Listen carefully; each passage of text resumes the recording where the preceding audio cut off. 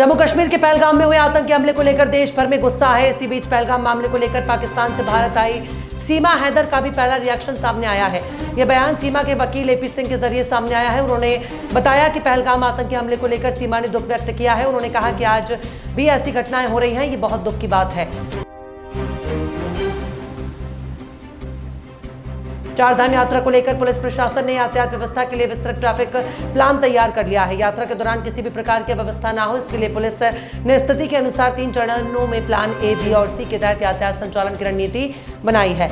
भीड़ की स्थिति के अनुसार इन तीनों प्लानों को लागू किया जाएगा। देहरादून, हरिद्वार, टिहरी, पौड़ी और रुद्रप्रयाग समेत सभी संबंधित जिलों के लिए अलग अलग रूट चार्ज और वैकल्पिक मार्ग तय किए गए हैं। इत्तेहाद मिल्लत काउंसिल के राष्ट्रीय अध्यक्ष मौलाना तौकीर रजा खान ने पहलगाम में हुए आतंकी हमले को सोची समझी घटना बताया। उन्होंने कहा कि इसकी जितनी निंदा की जाए वो कम है, मगर साथ साथ उन्होंने खुफिया एजेंसियों को और सुरक्षा एजेंसियों पर भी सवाल उठाए। उन्होंने कहा कि जानकारी में आया है कि बाकायदा आईडी चेक करके तब उन लोगों को मारा गया। इसका मतलब वो पूरे इत्मीनान से आए थे।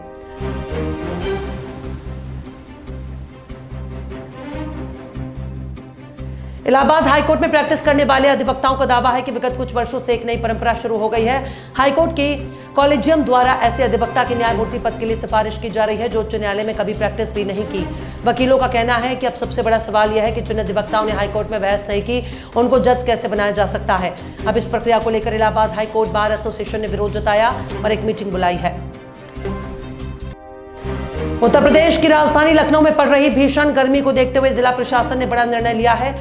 जिलाधिकारी विशाख जी ने आज गुरुवार को एक आदेश जारी करते हुए कक्षा 1 से 8 तक के सभी बोर्डों के सहकारी सहायता प्राप्त और निजी विद्यालयों के संचालन समय में परिवर्तन किया।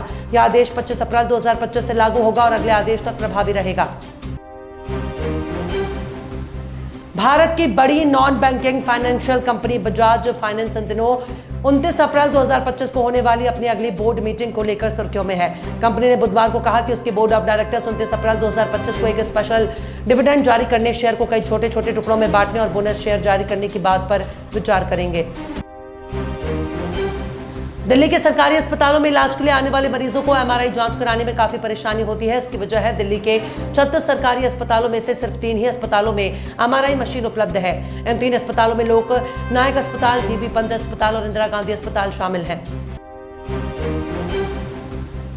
सनी देओल की जाट में बॉक्स ऑफिस पर न सिर्फ उम्मीदों के मुताबिक ओपनिंग की बल्कि शुरुआती दिनों में धाकड़ कमाई की जो शुरुआत की वो अभी तक बरकरार भी रखी। फिल्म को आज बॉक्स ऑफिस पर आधा महीना पूरा हो चुका है। 10 अप्रैल को रिलीज हुई जाट बॉक्स ऑफिस पर अपने 15वें दिन के लिए बिजनेस कर रही है। सनी पाजू का गुस्सैल एक्शन हीरो वाला अंदाज ऑडियंस को खूब पसंद आ रहा है। फिल्म की कमाई से जुड़े आज के शुरुआती आंकड़े भी सामने आ चुके हैं।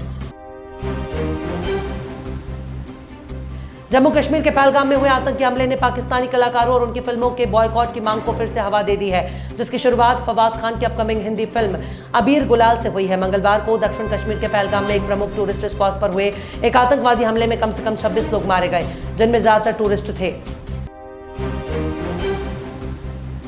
भारतीय क्रिकेट टीम के हेड कोच गौतम गंभीर को जान से मारने की धमकी मिली है। एक तरफ पहलगाम आतंकी हमले से पूरा भारत शोक में डूबा है, वहीं गंभीर को जान से मारने की धमकी ने क्रिकेट जगत को भी हिलाकर रख दिया। गंभीर ने दिल्ली पुलिस में एफआईआर दर्ज करवा दी है और तुरंत अपने आप और अपने परिवार के सदस्यों के लिए सुरक्षा मुहैया कराने की मांग की है।